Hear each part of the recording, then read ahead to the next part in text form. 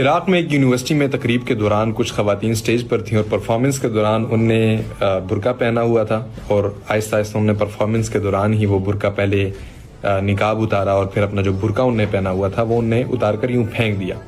اور اس پرفارمنس میں یہ پیغام یہ دینا چاہ رہی ہیں کہ جناب یہ جو برقع ہے یا یہ جو پردہ ہے یہ بیریئرز ہیں جو عورت کو آگے نہیں جانے دے رہی ہیں. تمہاری آگے نہ جانے میں جو رکاوٹ ہے وہ پردہ ہے. یہاں پر یہ بات خوب اچھی طرح سمجھ لیں کہ یہ عراق میں ہو رہا ہے, یہی چیزیں پاکستان میں بھی ہو رہی ہیں, یہی چیزیں انڈیا کے اندر بھی ہو رہی ہیں, یہی چیزیں ایران کے اندر حالانکہ کتنی سختی ہے اس کے باوجود وہاں پر بھی ہو رہی ہیں اور سعودیہ کے اندر بھی ہمیں نظر آ رہی ہیں.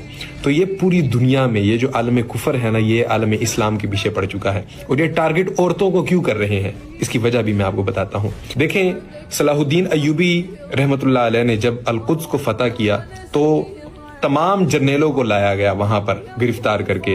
صلاح الدین ایوبی کے سامنے جب تمام جرنیل کھڑے ہوئے تو اس میں سے ایک جرنیل برنس نے صلاح الدین ایوبی علیہ الرحمہ کو یہ کہا کہ اے صلاح الدین ایوبی یاد رکھنا ہم تم مسلمانوں کی ایک ماں کو بھی اس قابل نہیں چھوڑیں گے جو کہ دوبارہ کسی صلاح الدین ایوبی کو جنم دے سکے.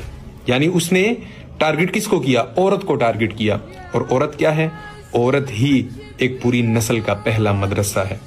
عورت ہی وہ مدرسہ ہے جس سے ایک غیرت مند اولاد پروان چڑھتی ہے.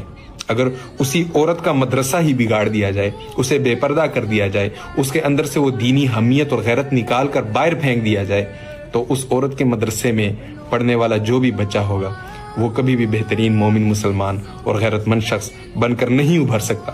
تو یہ وجہ ہے کہ عالم کفر خواتین کو ٹارگٹ کر رہے ہیں, کیونکہ خواتین اگر بے حیا ہو گئیں تو پوری کی پوری نسل بے حیا ہو جائے گی. علامہ اقبال علیہ الرحمہ فرماتے ہیں کہ بیگانہ رہیں دین سے اگر مدرسہ